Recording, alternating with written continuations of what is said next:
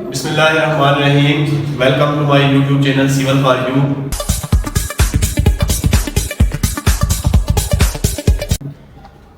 आज की जो मेरा टॉपिक है वो है अर्थ वर्क। इससे पिछली वीडियो में भी हमने अर्थ वर्क का काम किया, लेकिन उसके ऊपर हमने मीन डेप्थ वाला फार्मूला अप्लाई किया। आज का जो मेरा टॉपिक है वो मीन एरिया मेथड है। मीन एरिया कैसे मालूम करते हैं? Mean area is equal to area one end plus area other end divided by 2। Quantity of earth work कैसे मालूम करेंगे? इस एरिया को मल्टीप्लाई करेंगे लेंथ से। यहाँ पे हमारे पास एक क्रॉस सेक्शन है जिसमें यहाँ पे आपको नजर आ रहा है, यहाँ पे एक ट्रायंगल शक्ल, इसका एरिया 1 यहाँ पे मैंने लिया हुआ है, एरिया 2 यहाँ पे लिया हुआ है। इन दोनों को प्लस करूंगा और डिवाइडेड बाय 2 करूंगा तो मेरे पास मीन एरिया निकलेगा, वो कुछ यहाँ पे आएगा इस तरह से आएगा।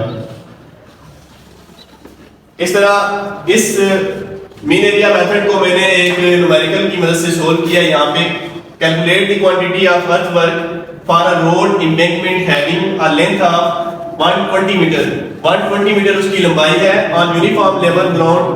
the width of formation is 10 metre, जो उसकी width है टॉप से वो आपके पास 10 मीटर है, यहाँ से यहाँ तक ये 10 मीटर है, और लंबाई जो है यहाँ से लेके यहाँ तक ये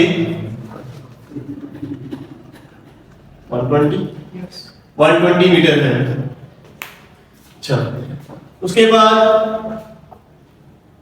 एंड साइड स्लोप्स आर 3:1। जो साइड स्लोप्स हैं वो आपके पास 3:1 है। इनकी जो साइड स्लोप यहाँ पे नजर आ रही है ये है आपके पास 3:1। स्लोप जो है वो कैलकुलेट करने के लिए हॉरिजॉन्टल डिवाइडेड बाय वर्टिकल, जो पहली वैल्यू यहाँ पे इसको हम हॉरिजॉन्टल लेते हैं यानी कि 3, और वर्टिकल आपके पास 1 है। 3/1 इज इक्वल टू 3, तो हमारे पास s की वैल्यू, स्लोप की वैल्यू आ गई 3।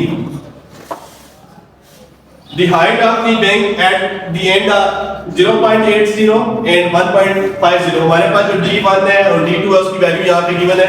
D1 की वैल्यू उसने दी है 0.80, यानी कि आपके पास जो इस सेक्शन की हाइट है यहाँ से लेके यहाँ तक वो उसने गिवन दी है 0.80, और इसकी जो हाइट है वो आपको उसने गिवन दी है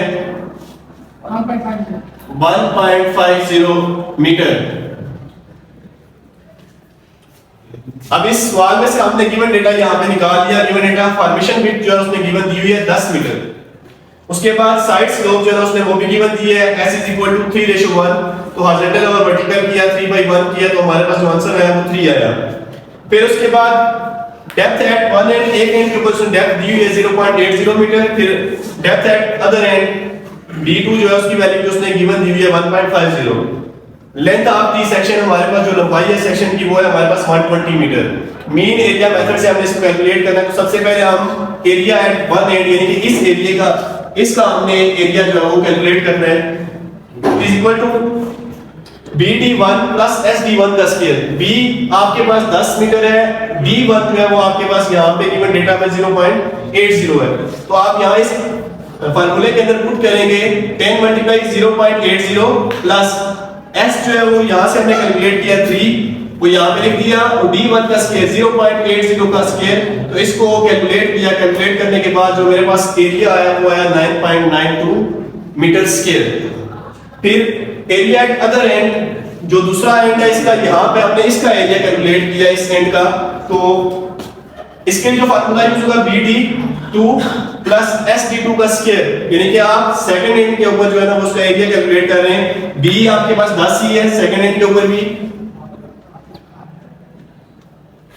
10 मीटर, और D2 आपने यहाँ पे लिखा हुआ है कि 1.50, इसको यहाँ पे आपने पुट कर दिया 1.50 प्लस 3 स्लोप है D2 का स्क्वायर यानी कि 1.50 का स्क्वायर।